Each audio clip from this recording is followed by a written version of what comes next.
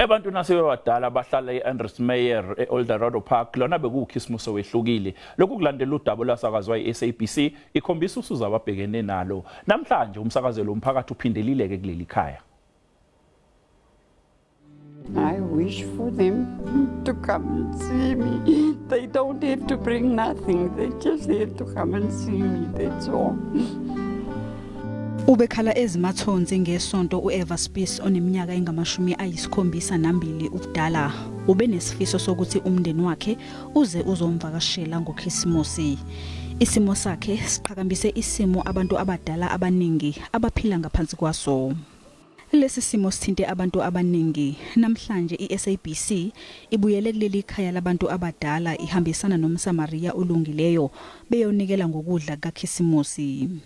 We have a family. They're having their lunch here with us today. They're having a spit.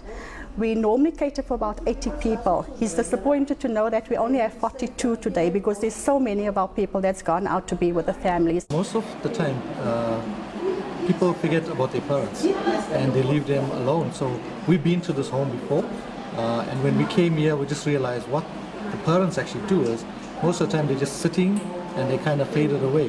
So when you see that, it really touches your heart and you just wonder what goes on.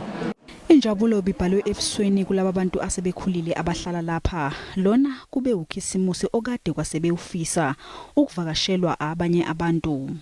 I'm happy that all my friends went home. They never got visitors. I'm very, very happy today for them. Kulandela ukusakazwa kwalolu daba yiSABC ngesonto eminye imindeni ifikile yazolanda abathandiweyo bayo lapha.